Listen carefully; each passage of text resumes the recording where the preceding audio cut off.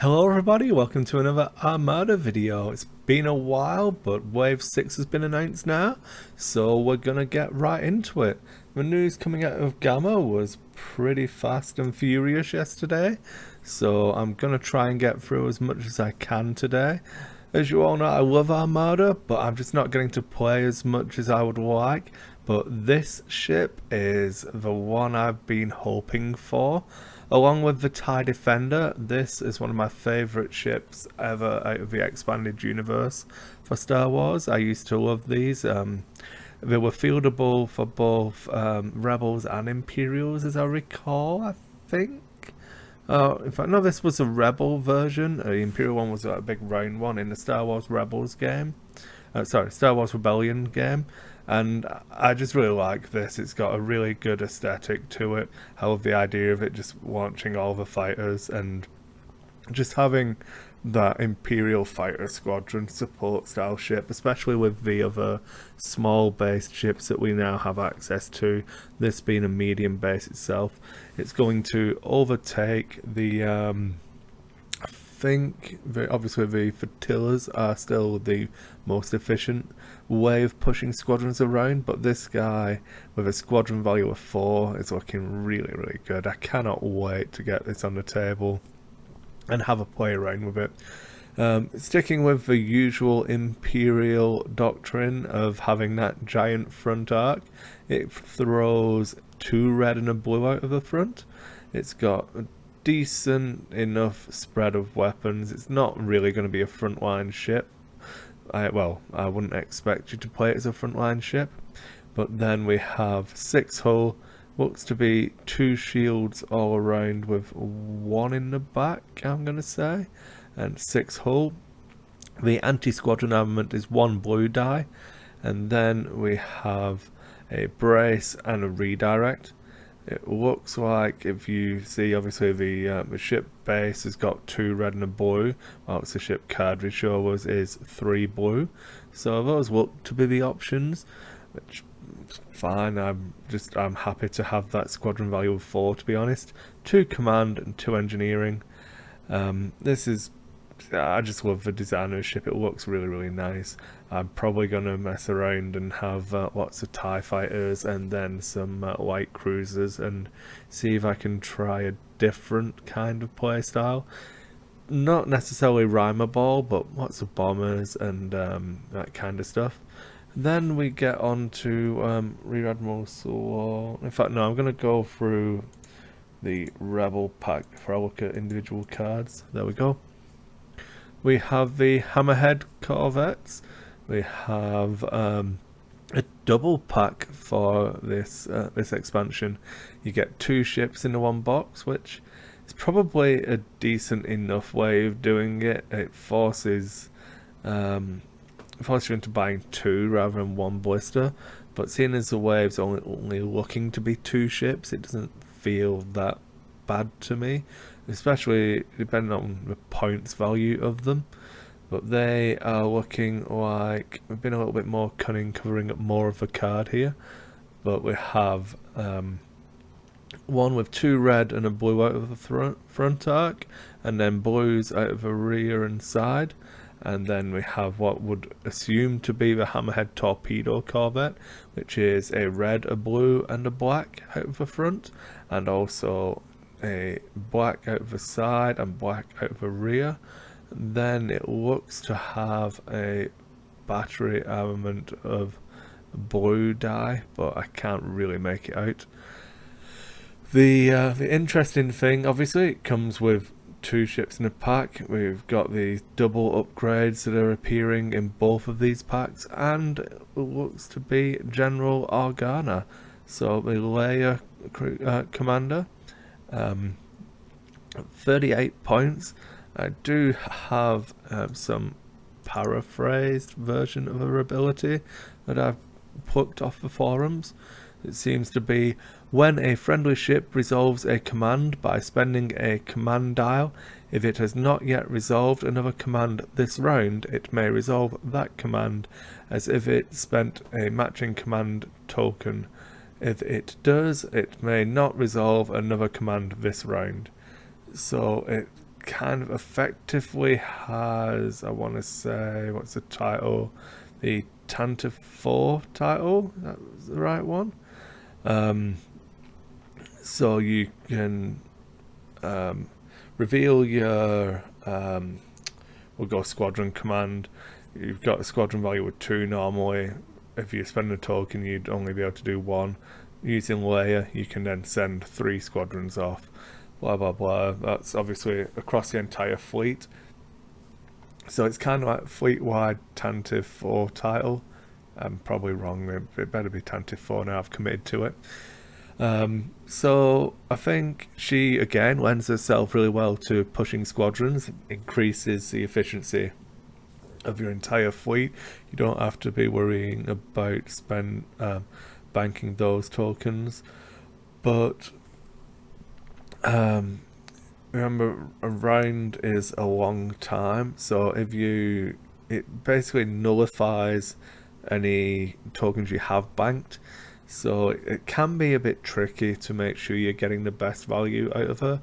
While she seems immensely powerful at the start, and she should for her cost. It's like the same cost as Akbar. I'm not 100% that I would be using her in every fleet. You definitely need to make sure you plan around this ability. If you have an engineering token banked, you can't spend it if you spend layer.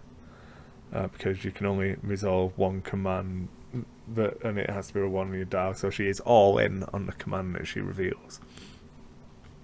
There is a little bit of discussion on the forums, and looking at the best way of using her, worst way of using her, and squadrons are good. Engineering, it buffs her quite well. Navigation, she basically can do Ozzel, which, as everyone loves Ozzel will know. I mean, you can't get better than that. And then concentrate fire, it just gives you a reroll as well as the extra dice, which on some ships is really powerful, others not so much. Obviously it depends. You're going to have to build your fleet around your admiral, which you should be doing anyway, so nothing new there. And then let me throw the preview back up and see what I'm talking about.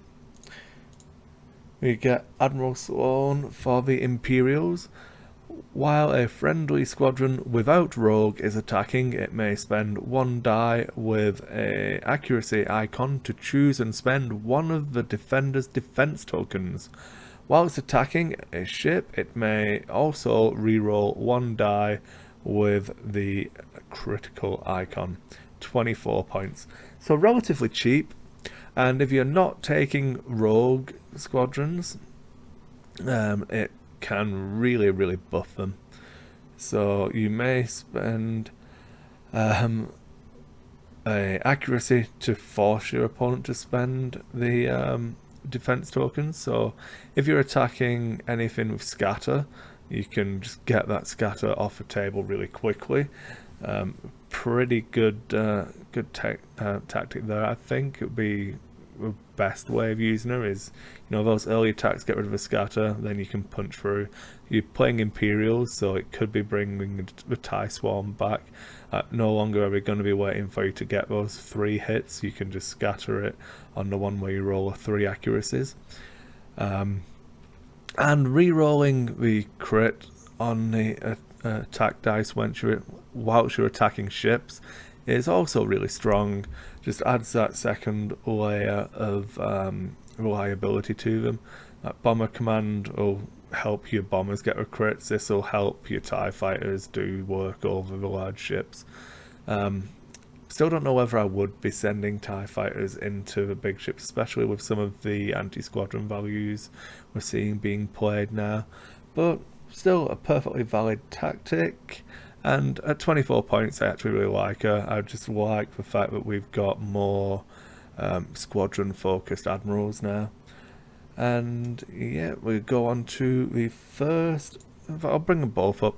So the 2 double slot upgrades. We have teams and offensive retrofits, I want to say. When you reveal a command, this is for boarding troops. When you reveal a command, you may discard a squadron dial or token, and this card choose 1 enemy ship at close range. Choose and spend a number of its defense tokens up to your squadron value. So this guy basically launches boarding assaults on people and screws up all of the tokens. So if you can go in and get them to spend tokens either with squadrons from Admiral Sworn or in this action, you can then double spend them to make them gone forever. Only 3 points. It's a one use thing, but it could be game changing if you can use it at the right time. It's very much a brawling type card. If you, I could see this on a couple of the ships you want to get in really close, but the power's balanced by the double upgrade slots that it takes up. So I'll have to go through and figure out exactly which ships have access to it, but really strong. Then we have boarding engineers. This one is only 2 points. When you reveal a command, you may discard a squadron dialogue token and this card to choose one enemy ship at close range. Look at its face down damage cards and flip a number of them face up. A number of them face up, I'd assume that's equal to your engineering value, one at a time. So that's just horrible. It's a finisher. It's gonna absolutely cripple a nearly dead ship, and you're gonna need to play around it really well, because obviously you need this guy in close at the end where you've applied the damage cards, or maybe on something like a demo where it's going to be going last and then first, if you can put it on a demo. I can't remember, but something where you're going to get that last turn of damage to put the cards on them, and the first activation before you move away. That's where this will come into its own, where you can really hurt people with it. And it's only 2 points, so that one doesn't feel quite as one trick. I suppose it is one trick because it's one use only. Then we have the ones from the Hammerhead Corvettes. We have external racks. While attacking at close range, you may discard this card to add 2 black dice to your attack pool. So torpedo slot, it can work all the way around, so any arc you're firing out of, and adds in the black die, so it can make for one devastating attack. But I don't know, with it being a one use only, it's definitely going to be a points reliant thing, depending on how expensive the ships are you're putting them onto. It could be better to go with this, but if you're only expecting them to live for 1 or 2 rounds, you're not losing out on too much. But obviously, I forgot what the other upgrades are called, the +2 attack out the front or side that you can normally take. I can't remember what the black version is. I know it's the spinal armament and extra expanded armaments. Oh dear, you can tell I've not played Armada enough this week. And then Garel's Honor, Garel, I don't know, this is me getting mocked again, I'm sure. When you overlap an enemy ship, the enemy ship suffers a face-up damage card instead of a face-down damage card. It's just fun. It will probably get you killed, but as long as you kill them quicker, what's it matter? So yeah, just ram into them, launch off all of your external racks and just get everything on the table and try and decimate people or absolutely destroy them, because every time somebody says decimate on the internet in that context, it always gets referenced to the old Roman meaning of only being 10%. So yeah, thanks internet, modern usage of words and all. But that's all of the cards we know about. I have to be honest, I'm more excited about the Imperial fighter carrier thing, because that was one of my favourite ships from the Star Wars Rebellion game. I really like that look of the ship, so I'm looking forward to getting one of those on the table. Probably 2, but we'll see. And the Hammerhead Corvette's interesting. I like the fact that it's a 2-pack, but I don't know exactly what how it'll change the rebel playstyle, whether we're going to encourage this ramming that we see here, or whether it's going to be more of a one trick type thing. So we'll see. Thanks for watching, everybody, and hopefully I'll have some more Armada content out as more videos come out. I'm going to try to get one of the guys who've been playing a local Corellian conflict on, and we'll have a chat about how that's gone and get their opinions and the anecdotes to come out of those stories. So there is going to be more Armada content on the way, and thanks for watching, everyone.